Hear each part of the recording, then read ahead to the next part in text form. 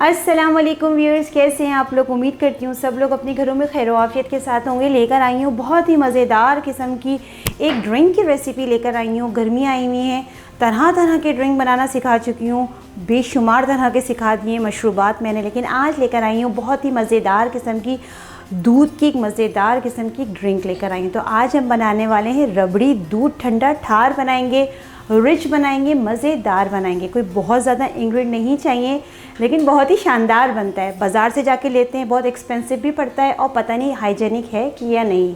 घर में रह के बनाएं, शानदार, मज़ेदार, खुशबूदार। तो चलें स्टार्ट करते हैं।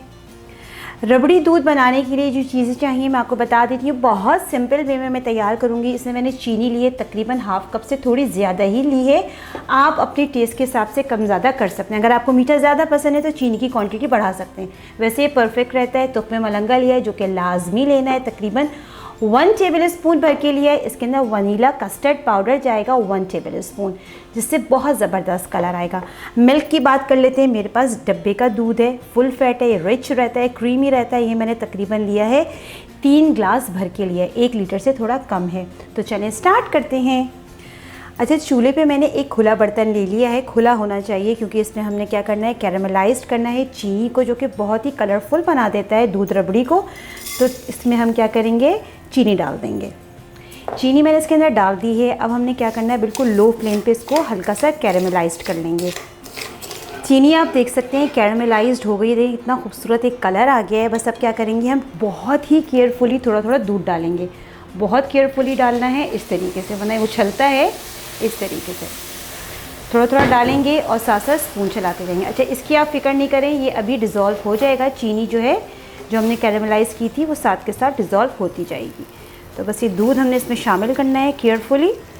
दूध मैंने इसके अंदर शामिल कर दिया है। अच्छा, अभी आप ये देख रहे हैं, ये इस तरीके से क्रिस्टल बन गए हैं। ये आंच जब पहुंचेगी इसको चूल्हे की, तो भी क्या होगा, अच्छे से डिज़ोल्व हो जाएगा। ये चीनी अच्छे से जो हमने कैरामलाइज़ की थी डिज़ोल्व हो जाएगी। अच्छा, अब मैं क्या करूँगी, साथ में इसमें डाल दूँगी छोटी इलायची भी डाल दूँगी, ताकि इसकी एक अच्छी खुशबू आती है। तो इस तरीके से इसका मुँह खोल के डालेंगे ताकि एक अच्छी खुशबू आए। ठीक है, तो ये बड़ी छोटी इलायची भी चली जाएगी इसके अंदर खुशबू के लिए। जब तक दूध पक रहा है, कैरामलाइज्ड होने के बाद चीनी के, हम क्या करते हैं, जो हमने कस्टर्ड लिया था ना वनीला वाला, वो हम क्या करेंगे, डिज़ोल्व कर लेंगे थोड़े से दूध के अंदर। अच्छा, वनीला कस्टर्ड ही लेना है, ये ना हो कि आप मैंगो ले लें या कोई और ले लें, क्योंकि हमने इसको हल्का सा कलर देना है रबड़ी जैसा ज़बरदस्त। वैसे तो आ गया है कैरामलाइज्ड होने के बाद ज़बरदस्त सा कलर, लेकिन हल्का सा और देंगे और इससे ये होगा, कस्टर्ड डालने से थोड़ी सी थिकनेस भी आ जाएगी। तो बस ये कस्टर्ड डाल के अच्छे से डिज़ोल्व कर लेंगे। कस्टर्ड डाल के मैंने अच्छे से डिज़ोल्व कर लिया है। मेक श्योर कर लें कोई लंप वगैरह नहीं रहना चाहिए। अब जो हमने दूध को काढ़ा है अच्छे से, उसमें हम डाल देंगे इस मिक्सचर को। ठीक है, तो ये हस्बे ज़रूरत भी आप ले सकते हैं। वैसे तो मैंने 1 टेबल स्पून लिया है, डाल के हम चेक कर लेंगे। अब आप देख सकते हैं, देखिए माशाल्लाह कितना ज़बरदस्त कलर आ गया है, क्या ही खूब लग रहा है। ऐसा लग रहा है कि रात भर दूध को काढ़ा है, क्योंकि हमने चीनी को कैरामलाइज्ड किया था। ये एक ट्रिक होती है जो दूध को बहुत ही शानदार बना देती है। इतना ज़बरदस्त टेस्ट आ रहा है, मैंने चखा भी था। अगर इस पॉइंट पे आपको लगे कि चीनी कम है, ठीक है, दूध तो हमारा कढ़ गया है इसके अंदर अच्छे से, तो आप चीनी इसमें ऐड कर सकते हैं। ठीक है, लेकिन मेरे हिसाब से बिल्कुल परफेक्ट है, जितना मैंने दूध लिया था, जितनी चीनी ली थी। अब इसको मज़ीद थोड़ा सा थिक करने के लिए, ज़्यादा थिक नहीं करना है कस्टर्ड की तरह। जो मैंने वनीला कस्टर्ड लिया था ना, डिज़ोल्व करके रखा था, ये हम थोड़ा थोड़ा करके डालेंगे और चेक करते जाएंगे।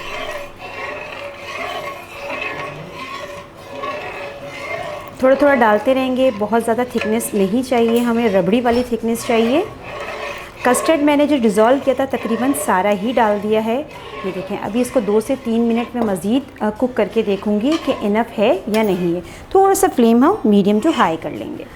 अच्छा, 1 टेबल स्पून मैंने वनीला कस्टर्ड डाला था, लेकिन इसके अंदर अभी थिकनेस वैसी नहीं आई जैसे मुझे चाहिए। तो बहुत ज़्यादा थिक नहीं करना है, इसलिए हस्बे ज़रूरत इस्तेमाल करें, रोक रोक के डालें। तो 1 टीस्पून मैंने मज़ीद वनीला कस्टर्ड डिज़ोल्व कर लिया है। तो थोड़ा सा मैं डाल के चेक करूँगी, पहले हल्की सी मुझे थिकनेस चाहिए। ठीक है, बस ये पहले डाल के चेक करूँगी कि कैसी थिकनेस आ रही है। मेरे हिसाब से अब ये वाली जो थिकनेस है ना, ये परफेक्ट है। ठीक है, मैं आपको चेक भी करा देती हूँ स्पून की मदद से। ये देखें, ये वाली थिकनेस होनी चाहिए, जैसे जस्ट लाइक रबड़ी होती है ना, ना बहुत ज़्यादा थिन है और ना ही बहुत थिक कस्टर्ड की तरह करना है। इसलिए आपने हस्बे ज़रूर इस्तेमाल करना है।